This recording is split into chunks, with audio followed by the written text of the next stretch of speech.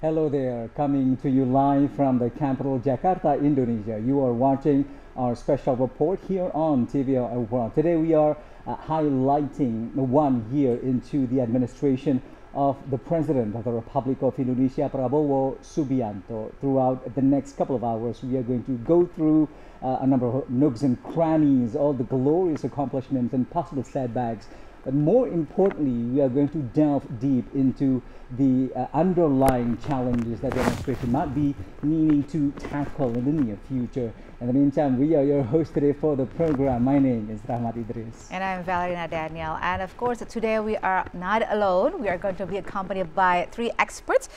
We will be joined by Fitra Faisal Hastiadi, the expert staff at the Government Communication Office, Alexius Jamadu, Professor of International Relations from Pelita Harapan University, and Safia Muhibat, Deputy Executive Director for Research at the CSIS. And today, of course, we're going to talk about a lot of things. Yes. The achievements of the first year of Prabowo's and Gibran's Rakabuming's administration. That's right, Val. We cannot wait to talk to a special guest joining us today. But in the meantime, we have the first report coming in for the program. After the inauguration in October 2024, President Prabowo Subianto and Vice President Gibran Rakabuming Raka have prioritized strengthening Indonesia's sovereignty, economic resilience, and social welfare through a comprehensive and strategic approach. With their first year in office, Indonesia has witnessed significant progress in multiple areas, charting a promising path for the nation's future.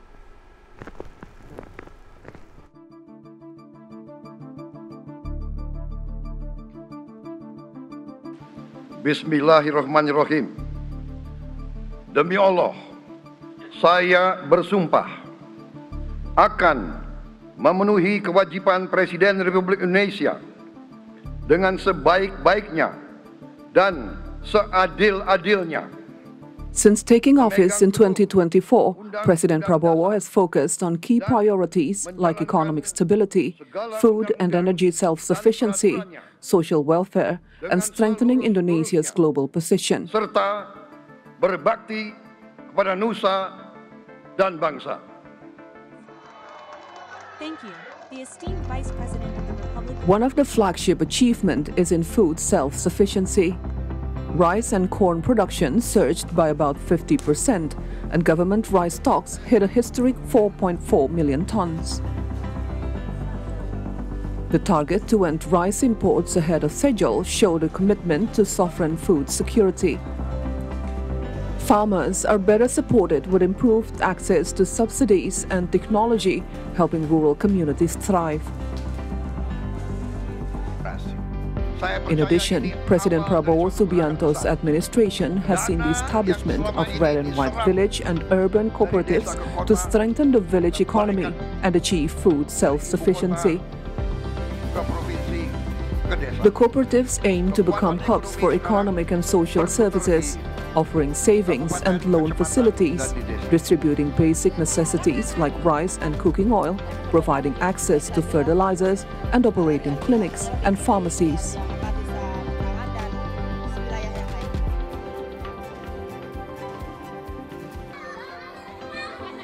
Social programs have also seen big boosts.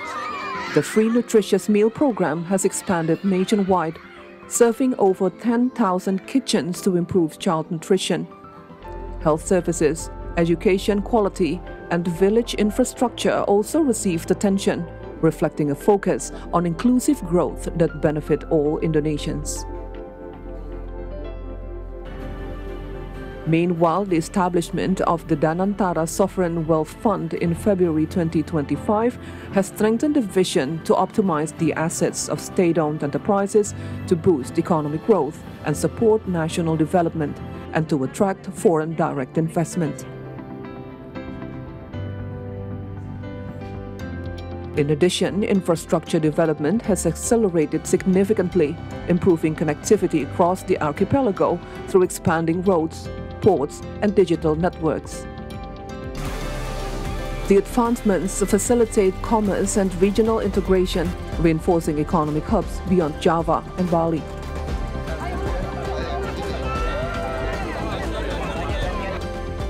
Public safety improvements were notably evident during the 2025 Lebaran homecoming period, which recorded its lowest accident rates in history thanks to enhanced coordination and regulatory enforcement. President Prabowo's leadership is characterized by a centralized approach with trusted advisors ensuring cohesive policy implementation aligned with his vision of sovereignty, resilience, and national pride. The first year of President Prabowo and Vice President Gibran has so far delivered substantial achievements in economic stability, food and energy self-sufficiency, social welfare, and infrastructure development. The accomplishments set a strong foundation for Indonesia's continued growth as a sovereign and prosperous nation. Akan memenuhi kewajiban Presiden Republik Indonesia dengan sebaik-baiknya dan seadil-adilnya.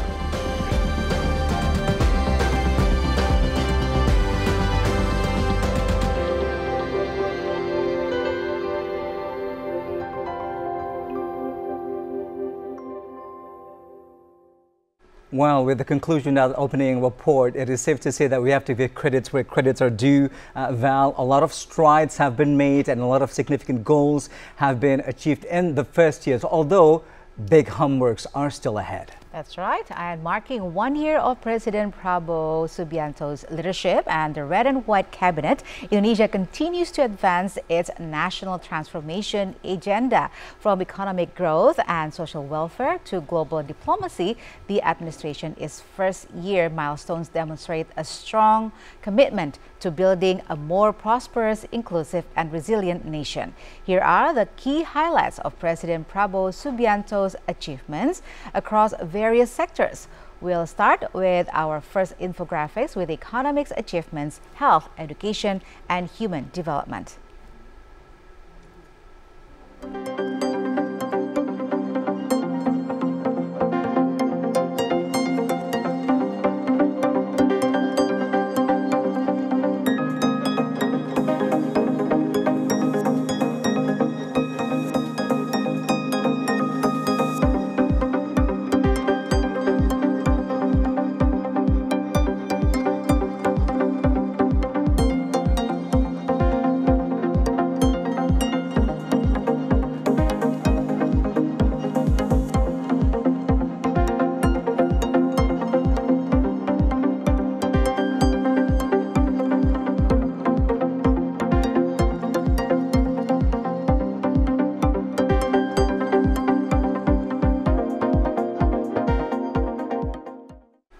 And moving on to the next report on our special program today, President Prabowo Subianto and Vice President Gibran Rakabuming Raka have seen several tangible achievements in the food, energy and public welfare sectors during the first year of their administration. The government, led by President Prabowo Subianto and Vice President Gibran Rakabuming Raka, has recorded a number of tangible achievements in the food, energy, and welfare of the people during its first year. The government has succeeded in reducing imports, strengthening domestic production, and implementing national-scale social programs. Minister of Agriculture Andi Amran Sulaiman said that the national rice stock has exceeded 4 million tons, the highest figure in history. In the energy sector, Deputy Minister of Energy and Mineral Resources Yuliot reported that the mandatory B40 biodiesel policy has saved $17.19 billion or about 271.78 trillion rupiah and provided nearly 2 million jobs.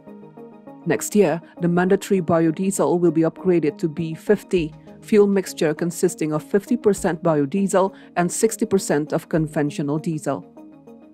Meanwhile, the head of Development Control and Special Investigation Agency, Aries Marsudianto, said Indonesia is moving faster than countries with more experience in providing free nutritious meal program or MBG. Now, the government has served more than 1.1 billion meal portions for almost 30 million beneficiaries throughout Indonesia under the free meal program.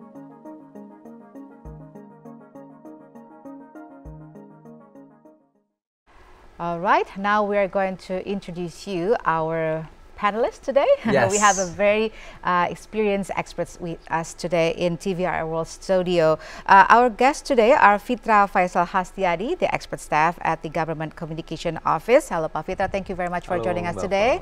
Yeah, and of course, we also have Professor Alexius Jamadu, Professor of International Relations from Pelita Harapan University. Hello, sir. And then we also have Mbak Fifi Safia Muhibat, Deputy Executive Director for Research at CSIS. Thank you very much for being with us again, Mbak Fifi. So let's start our conversation. Yes, right. I guess we have to extend the biggest congratulations not only to the pair of President and Vice President, but to all of us. This is the first year, and I'd just like to, on the record, to say at the get-go that how time flies. It's already 1 year since the inauguration, and a lot have been made, a lot of strides, but still a lot of things ahead for us to achieve. Yes. I'd like to get a lot of homeworks as well, right? Exactly. But before we talk about the homeworks, let's ask our panelists over here, what do they think about the achievements so far? Of course, I would like to ask Pak Fitra first. Okay, so I will begin with a famous quotation by a famous philosopher, Thucydides, that was also quoted at the United Nations General Assembly by the President himself. So, the strong can do what they want. The weak suffer what they must. This is an obsolete doctrine that the government is trying to revitalize and to revive the people and to become the center, the small, to compete with the elites, and the government priority is actually to facilitate those people in order they can capitalize and utilize the economic benefit. For example, we have, according to Astachita, industrialization. Industrialization is much needed to spur our economic growth, economic activities. But the government is also trying to put the people within the circle of industry. Because we have, of course, investment. So this first semester, we have 946 trillion of rupiahs coming here, FDI, foreign direct, in terms of overall investment, 13.6% year-on-year growth. But at the same time, people are still struggling. Why? Because most of the people, they are not compatible with the industrial needs. So that is why the government is also aiming to invest more on the human capital. As this Cobb-Douglas model suggests. We also have the poverty level, 4.76%, the lowest in the history. We have also, that is actually the unemployment rate, 4.76%, and we have also the poverty level, 8.47%, also the lowest in the history. But the problem is, with this figure, we have 4.76% of people being unemployed, which is actually one of the lowest. But the problem is, the formal sectors compared to the informal sectors dominating the formal sectors. So, although they are employed, they are actually noted as an employed person, but their purchasing power is still limited. So, that is why the government is trying to bring up the industry to create economic opportunities for the people, especially in the formal sectors. So minimize the number of unbankable enterprises that they work at, essentially. And I'd like to get another perspective from Fifi on behalf of your research from your colleagues at CSIS over the year. I mean, it's safe to say that international presence of our president throughout the year has been staggering, has been truly prominent. We are, in a way, proud, but also questioning a lot of the things that we need to bring out to the world, that we need to bear responsibility later on in the future. Walk us through some of the key moments throughout the year that our president has taken part in on behalf of our country. Fifi. Absolutely. I mean, in terms of foreign policy, it is something that is quite apparent and something that is considerably different if we compare it to the previous government of Joko Widodo, right? And of course, I think one of the top issues that President Prabowo is interested in is he wants to elevate Indonesia's global role. So that's why he's been traveling a lot. He's more visible in the big stages. He gave a speech at UNGA. He was present at the peace signing ceremony in Egypt. And to add to that, a number of other multilateral engagements. So he has been more active, which means that he has been more visible globally, internationally. And having said that, there are also very interesting attention that he gives to specific foreign policy issues, especially those shown by his eagerness into joining new frameworks. So BRICS is definitely, right on from the beginning of his presidency. He wanted Indonesia to join BRICS and a different number of other. There's now interest to join SCO, the Shanghai Cooperation Organization, for example. So these are the kinds of policies that show that Indonesia wants to play a big role. But of course, then we also need to question where is this heading? So because 1 year on, we see these different activities, a very active president traveling to many different countries, attending as many different big stages. So there is the question of where this is heading and what is the overall strategy, I think. Quite a diplomacy over the year. Absolutely. Okay, so what about you, Professor? Do you also have the same opinion? Just like I think I would agree with Ibu Vivi, but first of all, thank you for inviting me to the show. In my view, the best achievement of Prabowo over the last this 1 year of his presidency is that he has managed to strengthen our diplomatic standing in the eyes of the international community. For instance, his indispensable role, I would say, in the peace plan initiated by President Donald Trump. I think he is there to represent the Muslim world in order to give legitimacy of this peace plan by President Prabowo. And I think it fits very well into the essence of our standing in this global politics. Because Indonesia is known to be bridge builder in the international arena, and I think President Prabowo has the audacity and has the willingness to play that role. Now, I would say that this is a momentum in our foreign policy. But then there are some, critical notes that need to be taken care of, especially for the role of Ministry of Foreign Affairs.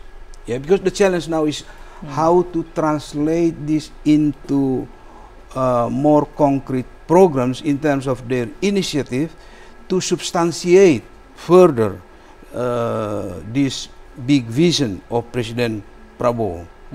For instance, how Indonesia can contribute concretely to the formation of this Palestinian state, because we support it strongly about this two-state solution. But then there is a question of what kind of state is going to be created, and I think Indonesia can play a very critical role in sharing at least our experience in managing the diversity of our nation to the Palestinian state, and that could be a very important contribution to this process. And President Prabowo has has begun to create this momentum, and it depends on the Ministry of Foreign Affairs to substantiate it further in order to give a real contribution to this process. Right, but it seems at this point, a lot of the tasks of our Minister of Foreign Affairs have been taken over by the President himself, meaning that he has been taking quite a strong stance towards promoting Indonesia, putting Indonesia at a bigger stage internationally. But before we go deeper into that, I'd like to go back to you, Mas Fitra, because you mentioned a little bit about the ways we have been welcoming a good amount of investment coming into our country, FDIs, for example, which is key to one of the biggest objectives, if we look back in retrospect to the campaign trails of President Prabowo and also the Vice Presidents, then saying that the 8% economic growth has always been the staple of their campaign and creating millions upon millions of jobs. How far along are we in terms of realizing those objectives? Within the first year. Of course, in order to achieve 8% target, we need money. A lot of prerequisites, a lot of money coming in. Sure, that is why we have a more of an outward-looking strategy from the President. Because in order to achieve 8% growth, we need at least, at the very minimum, 10,000 of trillion of rupiahs. So, covering several sectors. Energy, ICT, water sanitation, water resources, transportation, housing.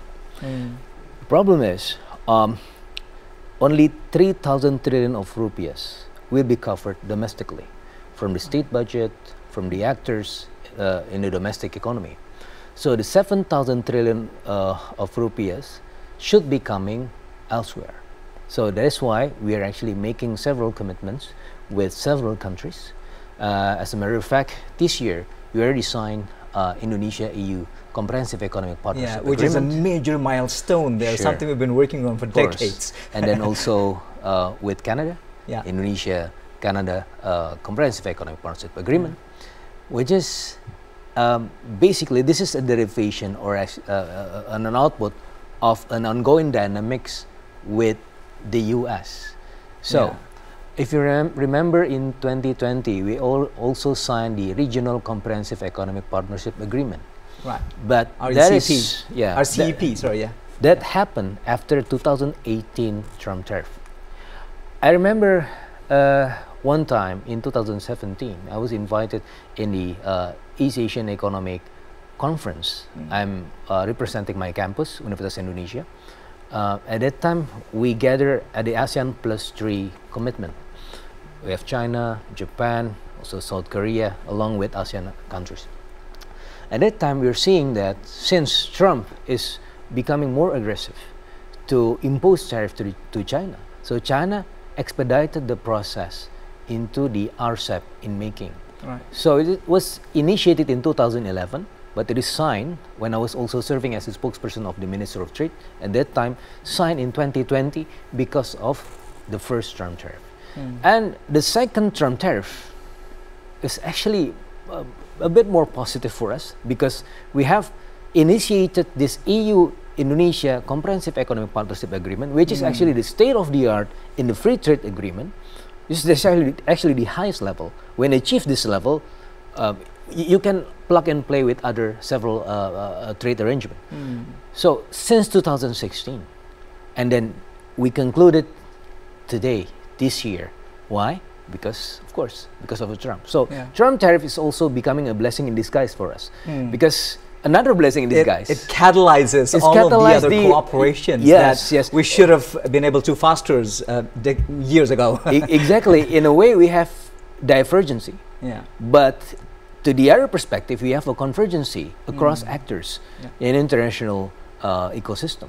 So we have this, and then we have also the potential trade diversion, as we can see it from the figure of trade surplus. Right. So from January to August, 29 billion of US dollars trade surplus. Last August, 5.49 billion of US dollars. Why?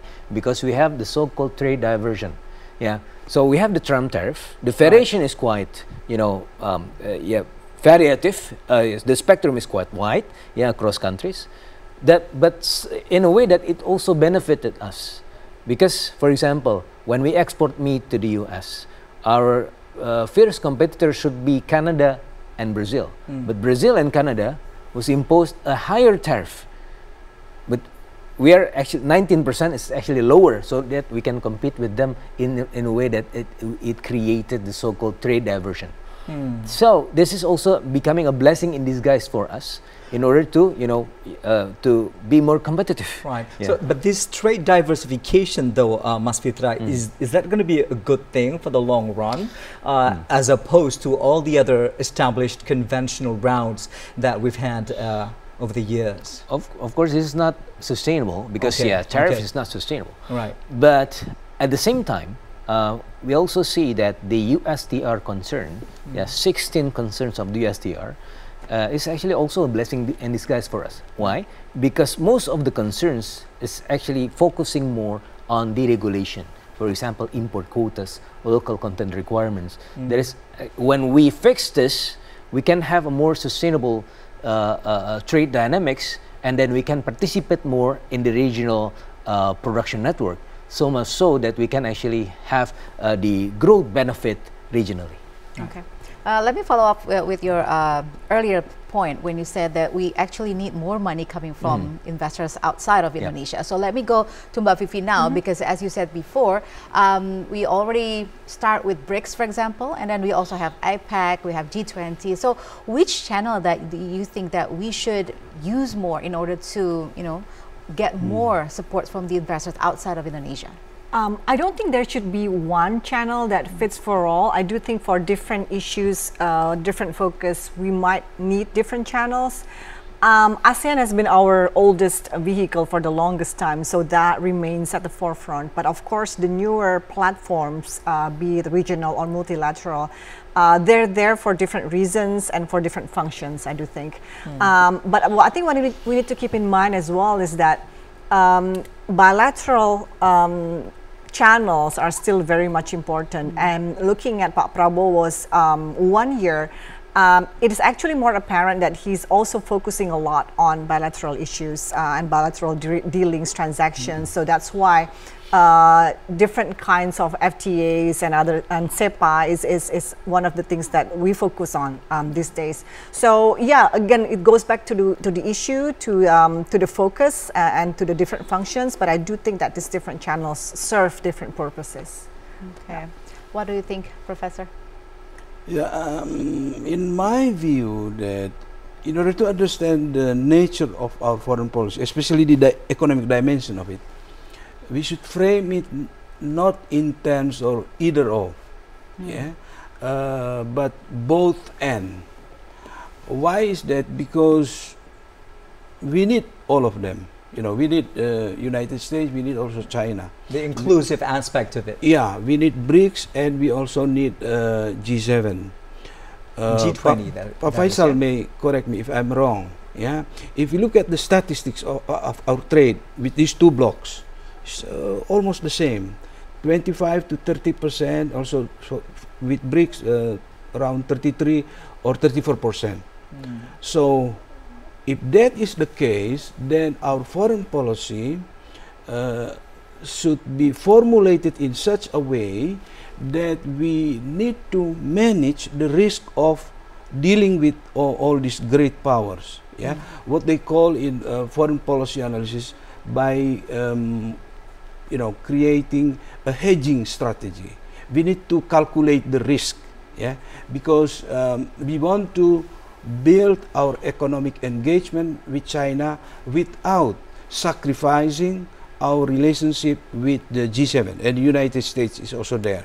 Right. So what kind of foreign policy that we need to develop in the future so that we can take as much advantage as possible from all sides. Right. Because my observation is that President Prabowo wants to mobilize all these international resources in order to support his domestic priorities. Right. Balancing out relations with all the great powers in the world, that is one thing we need to delve on in the next future. Probably also one of the biggest dealings of President Prabowo Subianto in the past year. But we need to take a quick break now. We'll return with more reports and insightful dialogues here in the studio, right here on Special Report. Don't go anywhere.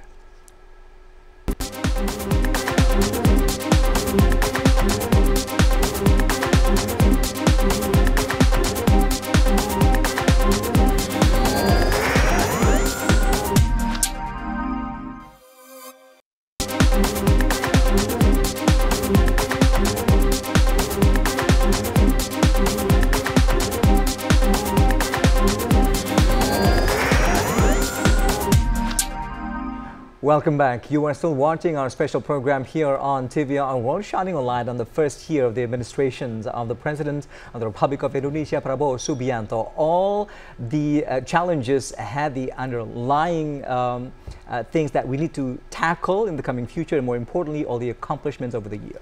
Yes, of course. And since their inauguration a year ago, President Prabowo Subianto and Vice President Gibran Rakabuming Raka have successfully put the economy on the right track, as reflected by an improvement in almost all economic indicators despite the global uncertainty. The following are highlights of the economic achievement of the Prabowo Gibran during their first year in office. Indonesia's economy has shown resilience amid the global uncertainties due to rising geopolitical risk and trade war among major economies. The country's GDP rose 5.12% in the second quarter this year, the highest growth among G20 countries. Coordinating Minister for Economy Erlangga Hartarto said in Jakarta recently that in addition to the GDP growth, inflation also remained under control at 2.65% in September 2025. The trade balance recorded a surplus for 64 consecutive months, while foreign exchange reserves stood at safe level of $148.7 billion at the end of September 2025. Erlangga explained that the investment realization target was also on track. In the first semester of 2025, investment reached 943 trillion rupiah, a 13.6% increase compared to the same period last year. This year, the government is targeting a total realization of 1,905.6 trillion rupiah. Erlangga also highlighted achievements in the employment sector. He said the unemployment rate fell to 4.76% in the first quarter 2025 from 4.82% in the same quarter the previous year, marking the lowest figure since 1997. Meanwhile, Minister of Energy and Mineral Resources Bahlil Lahadalia unveiled two key achievements in the energy sector, namely the increase in oil and gas lifting and the start of the energy transition. Oil and gas lifting rose to 605,000 barrels per day from 580,000 barrels per day last year. Meanwhile, the contribution of new and renewable energy to total electricity supply exceeded 15.5%, up from just 11% previously. The Food Self-Sufficiency Program has also shown significant results. Minister of Agriculture Andi Amran Sulaiman stated rice stocks have reached 4 million tons, an all-time high in Indonesia's history, marking the end of medium-grade rice imports. The Central Statistics Agency recorded that national rice production this year reached 33.1 million tons and is expected to reach 34 million tons by the end of the year. Meanwhile, the national fiscal policy implemented by Prabowo Gibran is more measurable and productive. The government has placed budget efficiency as a key foundation in maintaining economic stability, ensuring every rupiah from the state treasury is used effectively for the benefit of the people.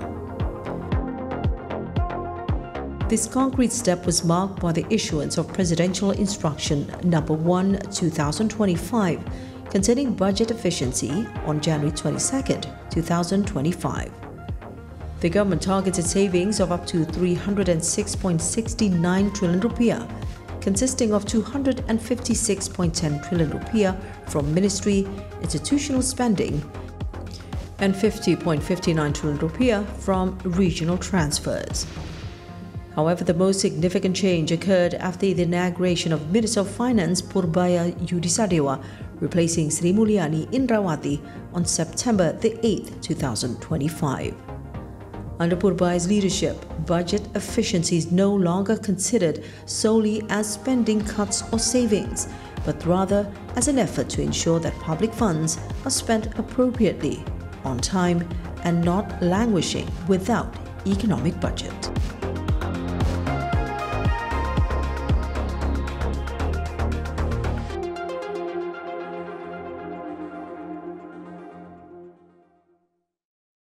All right, and now let's go over to Merdeka Presidential Palace here in the capital, Jakarta, where our very own colleague Alma Safitri is standing by to get us up to speed to what's going on there at the palace.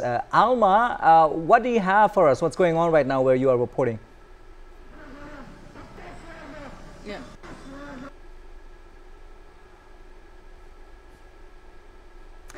All right, apparently... So many okay, go ahead, Alma. Yes, Rahmat and Valerina reporting live from National Monument Central, Jakarta. Now we know that today marks the first year anniversary of President Prabowo Subianto and Vice President Gibran Rakabuming Raka administrations. And since the beginning of Prabowo-Gibran administration, we know that Kabinet Merah Putih or Red and White Cabinet achieved several positive impacts throughout programs initiated by President Prabowo Subianto. And from the global stage, Indonesia recorded a significant increase in its global presence and visits friendly countries from Southeast Asia to the Middle East. President Prabowo's diplomacy steps emphasize Indonesia is no longer as a regional player, but as a strategic partner in global affairs. And Rahmat and Val, President Prabowo actively attended international forums such as APEC Summit in Peru to voice a global South interest, G20 Summit Brazil for food and energy diplomacy, as well as establishing Islamic world countries such as Turkey, Jordan, United Arab Emirates. Recently, President Prabowo had the opportunity to deliver a message at the 80 UN General Assembly and receive praise from US President Donald Trump. And for your information, Rahmat and Val, last week, the summit in Egypt to strongly support.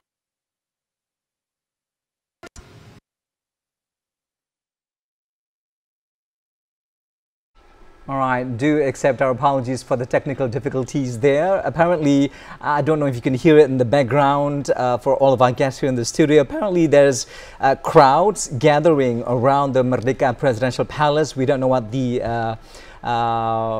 event is for, and there is an ambulance standing by. But our colleague there, Alma Safitri, has not been able to conclude her report, but hopefully we'll get connected, or rather reconnected to her in the near future.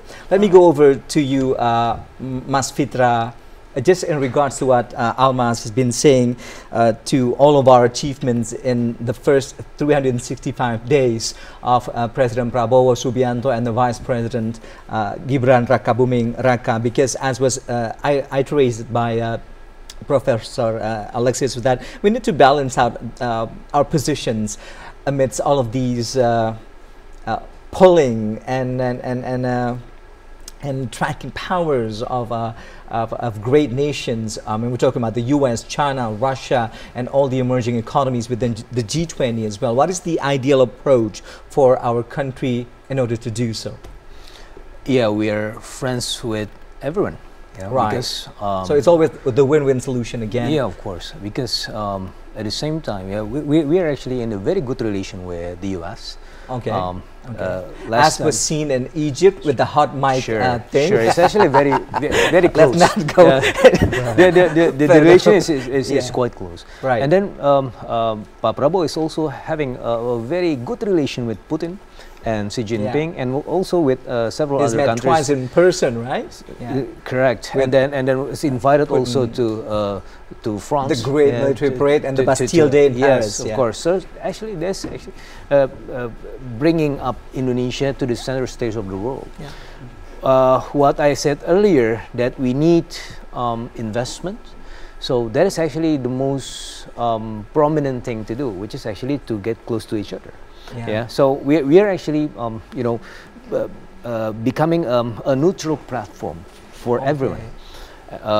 We are becoming the priority for China to do investment activities, and also for the US, because of the US-China relation is not that good this time. So we have now Indonesia in the middle, ASEAN at the center, and ASEAN is actually becoming very soft and open in a way that it can actually connect every country in the world. I was coming to that, Mas Fitra, because we are still reeling from the impact of the 19% imposed on the 1st of August 2025. But now, US is threatening with the 100% tariffs against China and all the countries that are buying oils from Russia. And how is this going to impact us in the long run in terms of our relations with both nations, China and US, with China being and remaining the largest trading partner to our country for decades now? Still business as usual, because we are actually treating them not as an enemy, but as friends, right? So because we know that we need some kind of reciprocity, positive reciprocity, bilateral, multilateral, and regional relation with other countries. And then we are also seeing that this dynamics is not long-lasting, because at the very core, the utmost priority is the economy. So that's actually becoming the motivation of the US and also the other countries. So the lowest common denominator, since the economy is becoming the lowest common denominator, so we can find an equilibrium in the future. For example, although we are having a dispute, we are actually seeing a dispute between US and China. But if you are seeing in the mid to the long term, we are seeing that disputes is actually fading away. So several earlier disputes, tariff disputes between the US and China was halted, and then we have another new cooperation from US, ASEAN, and other countries, and also China included.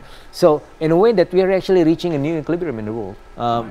Multilateral and regional approach is still relevant, and we are actually utilizing this approach as we speak.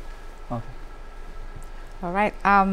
So as we already know, Indonesia's growth, especially in the economic sector, is stabilized at 5%, but we still have 8% target. Just like President Prabowo said in his inauguration speech. How far are we from that? And do you think this new economic or finance minister, can achieve that target? Okay, so we are facing a fact that for the last 10 years, excluding pandemic times, the average growth is only 5.07%. Right. So that's becoming our constraint of growth. So, but we need to grow beyond 5%. Why? Because the demographic dividend ends in 2038. By the time we are becoming, old before getting rich. So that is why we need to bridge the 5% equilibrium. How? So if you're seeing for the last decades, we are actually quite, dominated by consumption, which is actually okay. This is becoming also our buffer for the negative periods, but this is not sustainable.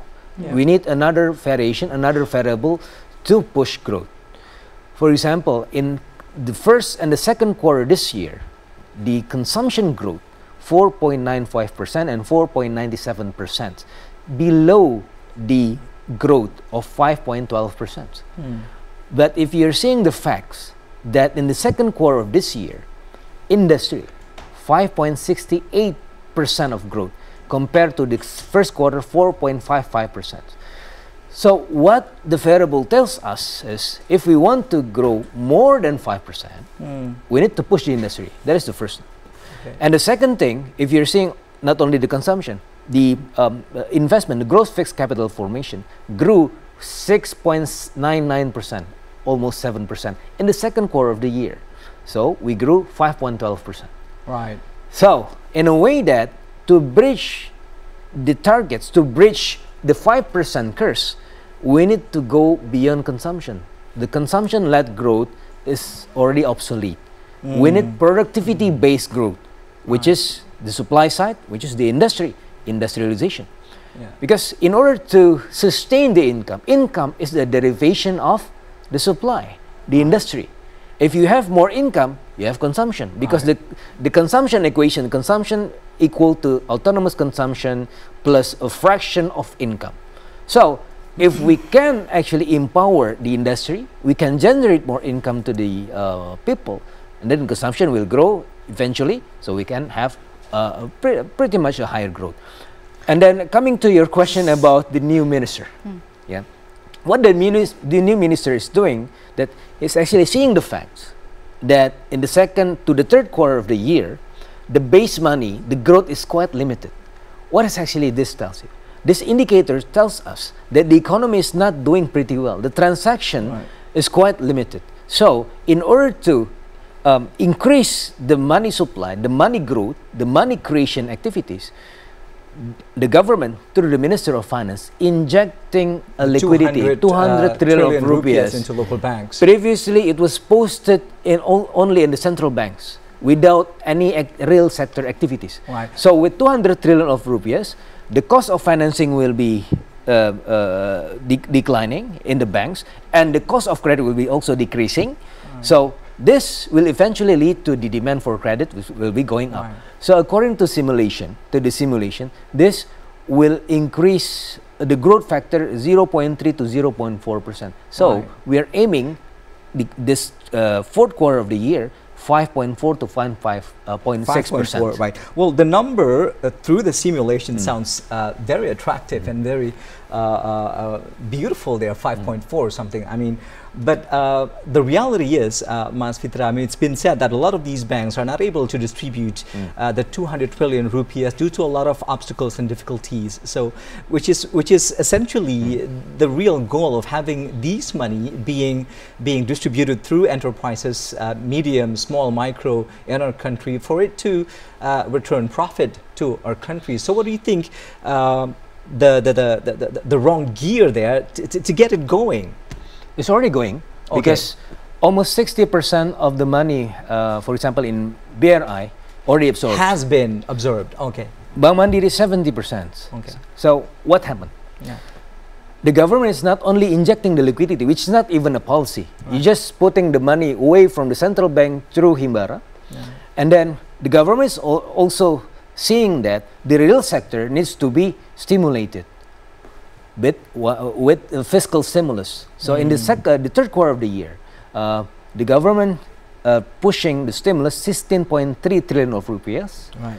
And then it is focusing more on infrastructures, creative economy, so much so that this will actually stipulate the real demand here. So if the real sectors is circling through, so we can have economic activities here. The demand for credit is going up. So at the same time, because of the liquidity injection, the cost of financing is going down, so it's matching. Okay. So, so according to the simulation, so the fourth quarter of the year should be pretty much okay. All right. Well, let's move to Mbak Vivi and Pak Professor. Prof. Alex. Well, we've talked about the Indonesian growth that is stabilized at 5%. It's one of the highest among the countries in G20. So do you think this could be improved in the future, and how do you think? Do you think we should develop more cooperations with other countries, or do you have any suggestions on our recommendations on how to do that? Especially maybe to both of you, maybe to Prof. Alex, because at this point in time, we are already the permanent member of BRICS, which is aimed at improving our potential ability to attract investments from all of these members of the BRICS, but also balancing out our membership with the G20, who are not always in line with BRICS. So how do we make the most of these organizations that we're in order to attract the FDIs that we need? Right. Look, if you go to the history of international relations and you study how developing countries move to a higher level, to developed economy, it is always based on how it navigates its interactions with the external world. So I think in order to achieve our economic targets, it's very important how we build our economic interactions with all these powers, in all directions, because we need to to utilize all these connections with the external world, and if that is the case, then we need to build bilateral interactions with the United States, bilateral interactions with China, and also regional connections. We need to utilize all these channels of our economic cooperation with all these international partners in order to achieve our economic targets. Because as Pa Fitra has said, it's not enough to to rely on our domestic consumption. We need to also mobilize international opportunities, and that is exactly what President Prabowo has been doing, to use or to instrumentalize its foreign policy in order to to achieve his domestic economic targets. And as far as I'm concerned, I believe that President Prabowo has this capability and has the audacity, to demonstrate to the external world that Indonesia is capable of contributing to the economic growth of the world. Right. Okay. Anything to add to this, Vivi? Absolutely agree with that, and I think irregardless of the numbers, irregardless of the target, diversifying international partnerships is a must. Right. Whatever. It's like your stock portfolio. Exactly, exactly, and then you're basically implementing bebas active foreign policy, right? So diversifying partnership is a must in whatever condition the country is in. And absolutely right. So that includes, maintaining good relations at all directions, maintaining good involvement and activity in different multilateral forums. But what I think we need to emphasize is that all of this need an overall grand strategy of where we're going. So instead of just, being active here and there, engaging as many countries as possible, we need to keep in mind that there has to be an overall strategy to guide us through these different platforms, these different frameworks, these different partners that we have. And I think that's something that Indonesia still needs to work on, in order to make use or to make sure that all of these different policies are actually aiming for something that is to bring improvement and to reach the targets that we discussed earlier. And we need to build the atmosphere and the environment that attracts all of these FDIs to come into our country, right? But before we continue on with our conversations, we do have another information coming in now. Yes, well, I'll carry on with our next information. We have another infographics where we're going to show you another achievements of the Prabowo and Gibran's first year administration in job creation and also MSMEs and cooperatives. Let's take a look.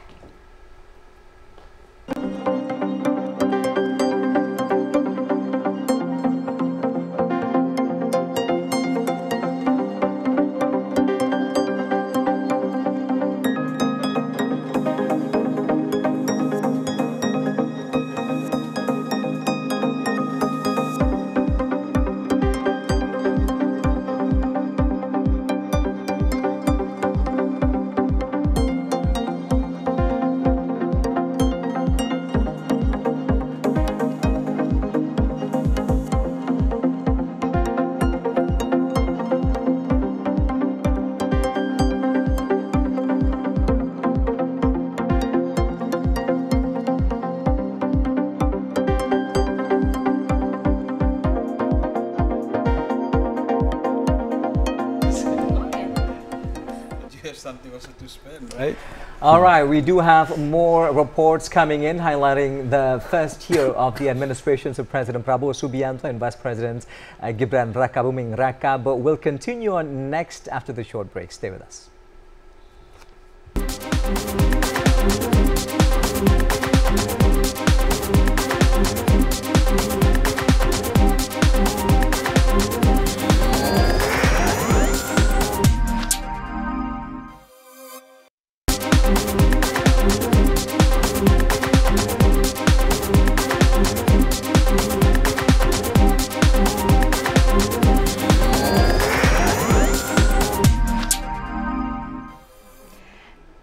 Welcome back to our special program, 1 year anniversary of Prabowo's administration. We've already talked about the economic achievements and also a little bit of international relations achievements, but now we're going to dig deeper on that. That's right, Val. Well, in his first year as president, Prabowo's diplomatic activities have been outstanding, as reflected in his 15 state visits to 24 countries, including Malaysia, the United Arab Emirates, the United States, Brazil, and China.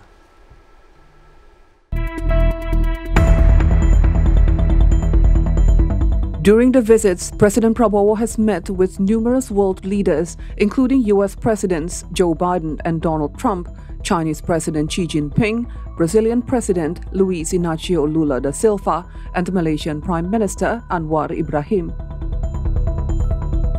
From Southeast Asia to the Middle East and from Latin America and the United States, President Prabowo's diplomatic efforts have emphasized that Indonesia is no longer merely a regional player, but a strategic partner to be reckoned with in global affairs.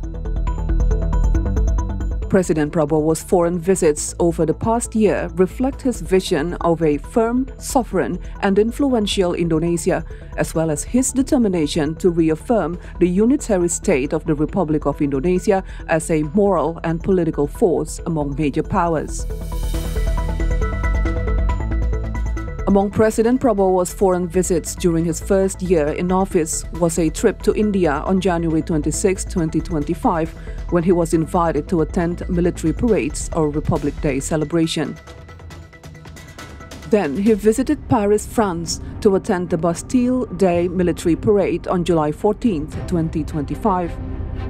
Prabowo was among guests of honor seated at the main podium alongside French President Emmanuel Macron.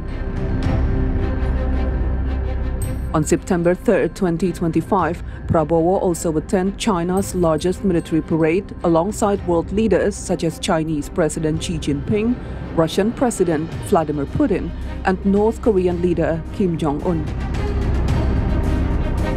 On September 23, 2025, Prabowo made his debut appearance at the 80th United Nations General Assembly at UN headquarters in New York, United States. This was a historical moment as his speech marked the return of an Indonesian head of state to the high-level forum after a 10-year absence. In his speech, Prabowo stressed Indonesia's commitment to multilateralism, peace, and a two-state solution for Palestine. He said that Indonesia will recognize Israel if only Israel acknowledges Palestinian statehood. In September 2025, President Prabowo not only visited the US but also made trips to 3 other countries, namely Japan, Canada, and the Netherlands. President Prabowo's diplomatic achievements over the past year have spanned all areas of diplomacy, including politics and security, as well as economics, social affairs, and culture. In the economic sphere, for example, in 2025, Indonesia successfully concluded comprehensive economic partnership agreements with 3 partners: Peru on August 11th, the European Union on September 23rd, and most recently, Canada on September 24th. Just days before he celebrated his 1 year in the office, on October 13, 2025, President Prabowo reaffirmed Indonesia's unwavering support for Palestine by witnessing the signing of the Gaza peace deal in Sharm el-Sheikh in Egypt. Prabowo's foreign visits over the past year reflects his vision of a firm, sovereign, and influential Indonesia, as well as his determination to reaffirm the unitary state of the Republic of Indonesia, or NKRI, as a moral and political force among major powers. Thank you very much. Also with us is President Prabowo, a very incredible man of Indonesia. President, come on.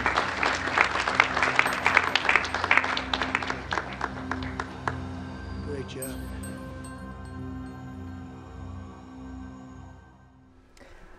While talking about bringing Indonesia to the global stage, and that is something to marvel at, obviously. And I'd like to share just a tidbit of our experience, both Valerina and I, nearly 1 year ago.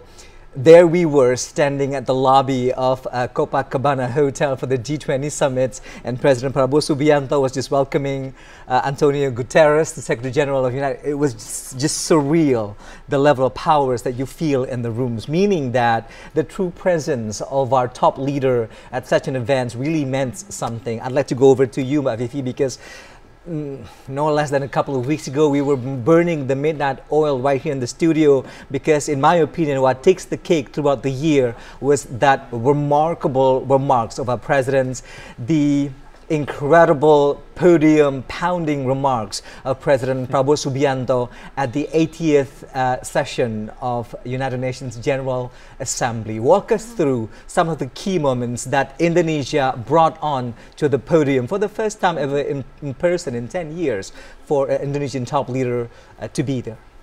Well, definitely. I mean, since the start of his presidency, President Prabowo has made what I like to call a rapid international engagement, yes. right? So one country after the other. Yeah, and will be consecutive within days. First, a few days after inauguration, Beijing, and then, and then the United States and so on. Something that he actually started before the inauguration. So as President-elect, he already traveled to some of the countries, both as President-elect and as a Minister of Defense at the time. So these rapid international engagements really show his ambition for Indonesia to elevate its global status. Yeah. And at the same time, some of the messages that was said throughout these different visits is Indonesia wants to be the leader of the global South. So that's a similar idea that has been said here in many of the occasions, including at the UNGA speech as well. Yeah, New York. So Indonesia as a leader of the global South, Indonesia as a more important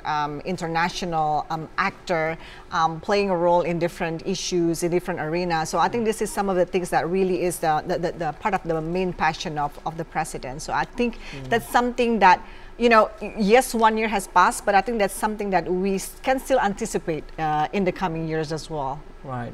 I still have on my note here from that very night that we broadcasted the remarks of our president. I'd like to go over to you, Professor Alexius, because our president addressed hunger and poverty, uncertainty of the world right now, all the rising geopolitical tensions, and talk about Palestinian justice, as you mentioned earlier, and saying that we will not be silenced because we would not be complicit to what's happening there, and the fact that we are ready to deploy over 20,000 of our, he called that, and I quote, sons and daughters of Indonesia. Your thoughts on this? Yeah, I think President Prabowo has demonstrated Indonesia's strong commitment to contribute to all these 3 stages of conflict resolution. So in international relations, we know that when you want to resolve a conflict, there are 3 stages you need to conduct. Yeah. First is peacemaking. Yeah, that is the early stage of conflict resolution, and Indonesia has contributed to that with the attendance of the so president. Far only 2,000 something. That's true. 10 times that is ready to deploy. Yeah, that's true. We have contributed to this process of peacemaking with the presence of President Prabowo in this, signing of the peace plan of President Donald Trump. And the next stage is what we call peacekeeping.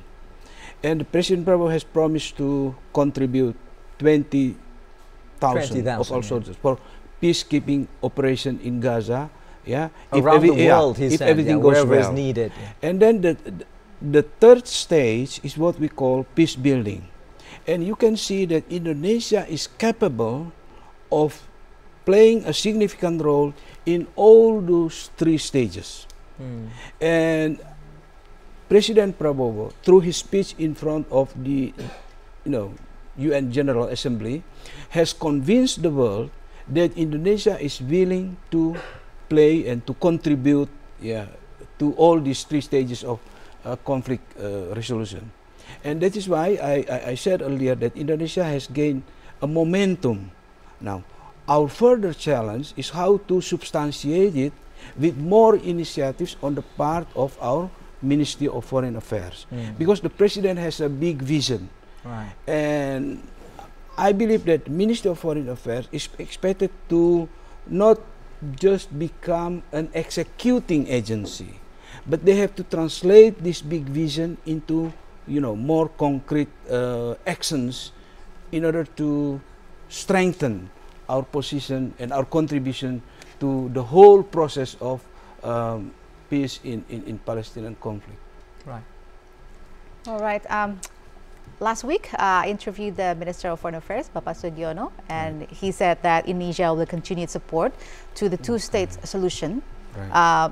But what I would like to ask you, Professor, is whether do you feel that this agreement that has been signed in Egypt will last? Yeah, we need to keep optimism. We know that all the difficulties, violations of the ceasefire, is so real, right? But that is the only hope we have. To create such a document is not easy. Yeah, if you go back to square one in order to create another document for peace plan, I don't think they can do that. Yeah. So with all the difficulties, with all the challenges we have with this peace plan, we need to go forward. And Indonesia is in the best position to contribute to all this process. And we need to stand behind President Prabowo in order to demonstrate to the world that we are committed to stand for world peace together with other international partners. Well, apparently, fingers crossed for it to last, of course, although we've heard reports that both parties have, in certain way, violated the ceasefire that's been agreed upon. Over to you, Mas Fitra, because one also very important thing that was conveyed by President Prabowo Subianto at the UNGA, the 80th in New York, was the fact that we are very proud of our food security. And that is one of the third parties said, food security, energy security, even water security that we need to achieve throughout the presidency. So shine a light on that particular highlights and achievements, the way that we are sustainable in terms of food provisions for our country. Yeah, so we're also not only security, but we're also aiming of food and energy sovereignty. So that's sovereignty. That's a higher level than just security. Of course, yeah, we need to aim. We are claiming what's ours. You're saying we need to aim high, right? In order to sustain our nation. And then several indicators already actually indicating that we are on the right track. For example, for food, we have produced for rice 31 million of tons this year. And then we have also under Bulog the food stock, the rice stock, 4.2 million of tons, which is actually the highest in the history. And then if you also see the farmers' welfare, we have the farmers' terms of trade, now also the highest in the history, 123. So, meaning that when we are focusing more on several comparative advantage sectors, there's actually, what brings our nation together, food. There's also having, another positive externalities, which is in this case is the farmers. Farmers are usually poor. So in order to bring the income back to the people, we need to invest more to the agricultural sectors. That is actually the roadmap in the future. So we are seeing the agricultural sectors not only to serve the stomach, but also to serve the betterment of the people, especially to elevate the welfare, the prosperity of these farmers. Yes, of course, because if you see the most of the employed person, sectoral employed person, so most of them are actually employed in agricultural sectors. So when we have this kind of, maybe in the future we can have the industrialization on the farming sectors, farming, fisheries. This will become our future, because it's not only sustaining our food security and food sovereignty, but it's also actually bringing the welfare for the people. So industrialization means is not actually, you know, contained in several sectors only. It's not only the mining sectors, it's not only the creative industry sectors, but also in the agriculture sectors. So we have industrialization in all fronts. So in a way that we can actually sustain the growth, right, and we can have the growth to be inclusive, and then we can put the people in the center of attention. But we need to resolve the human capital issue first for the industrialization. Of course. Over to you, Fifi, because we looked at the very fascinating visual earlier before we continue on with our conversation. The fact that over the years, our president has taken part in major, and that's to say major, majestic grand parade of military prowess around the globe. Starting earlier this year, the Republic Day of India, where our TNI, our Indonesian Armed Forces, took part in the parade. He was there being paraded on a very grand carriage himself, our president, and not to mention in July this year's participations for the Bastiede, the revolutionary event of France under the invitation of Emmanuel Macron. And of course, one of the biggest this year, the biggest in 80 years, they said, the military parade in Shanghai, China, where the 4 dragons were standing there. It was viral all over the world. President Prabowo shoulder to shoulder with President Xi Jinping, even Kim Jong-un and Vladimir Putin. Why do you think there's such a keen approach on behalf of our president? I mean, we know that he is of military background in the past. He's so keen towards developing this military ties with big, strong countries around the globe. I guess for every leader, you know, in the world, you know, the characteristic or the character of individual character of a leader, of course, would influence the way that the leader expresses his leadership, his preference. And this is something I think very characteristic of President Prabowo. This is something that he is passionate about. This is something that he is interested in, and this is something that he has invested very heavily for a long time. So it doesn't mean we are under threats whatsoever, right? No. I guess this is, like I said earlier, you know, he wants to put Indonesia higher in terms of global status. He does that in different ways. So the international engagements, the visits is one of them. And this is another that he views should put Indonesia at the same level as the big countries, like you mentioned, Russia, China, and so on. So, and I think very understandable, because this is something that he's familiar with, and that's something that he really believes would put Indonesia on the map. And he speaks very, and I say very, very good English. And some would say that he orates better in English than he does in Bahasa Indonesia. But that's, you know, that's subjective, of course. But when he does it in English, it's truly impressive.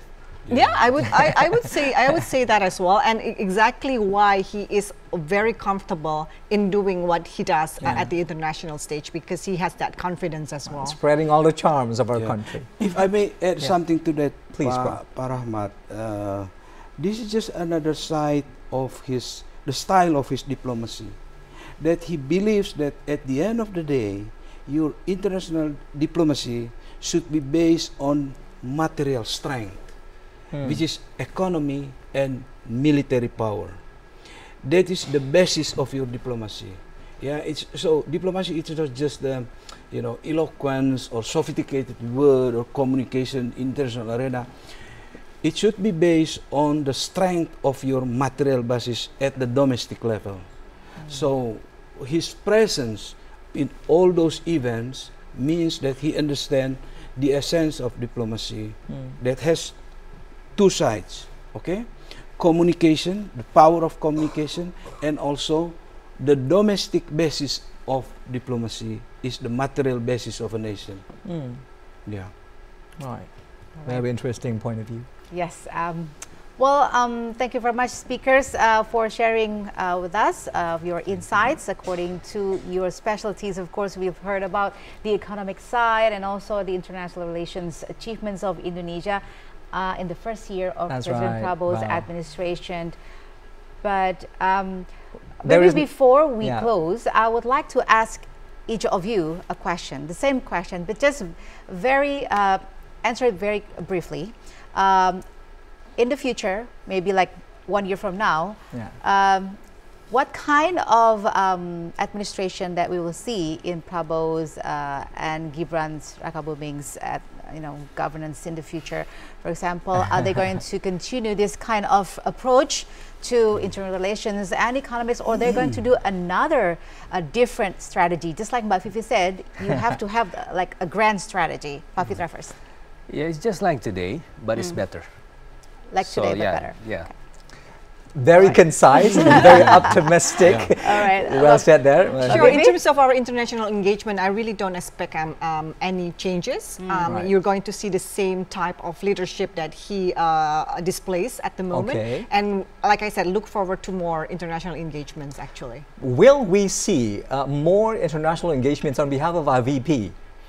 Ooh, interesting. I don't know yet. I don't know. Okay. Yeah. Prof. Alex, your I think what we need to see in the future that his team will move together with the president with his big vision as far as foreign policy is concerned, because he's not going to walk alone, together with vice president and together with all the cabinet members, especially Ministry of Foreign Affairs, should translate his big vision into concrete actions and programs. Right. You must be a Liverpoolian because you never walk alone. Yeah. Yeah, that's a good show, yes. Only are the beautiful. The Premier League's fans knows that statements. Never walk alone. Okay, yeah, I think so. It's more or less it's going to be the same as the first year. So, well, hopefully, of course, the achievements will be more. Not just like this, the same as this year. Okay, once again. That's right.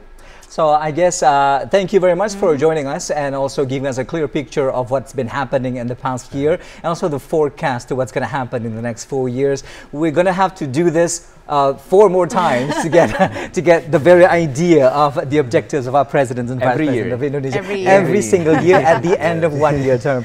All right, I have to extend our appreciations to all of our guests today. Joining us today, expert staff at the Government Communications Agency, Fitra Faisal Hastiadi, and next to him is the Deputy Executive Director for Research of CSIS, Safia Muhibat, and also at the end of a conversation table, the Professor of International Relations of Pelita Harapan University, Prof. Alexius Jemadu. Thank you, all 3 of you very much. There's never enough time to pick your brains, so thank you for spending your time with us today. All right, that's all the time we have today for our special report, the first year anniversary of Prabowo's and Gibran's Rakabuming's administrations. On behalf of the TVRI World crew, I am Valerina Daniel. And I'm Rahmat Idris. We thank you so much for watching wherever you are around the globe. From Jakarta, Indonesia, thank you and bye-bye. Mas, Mbak.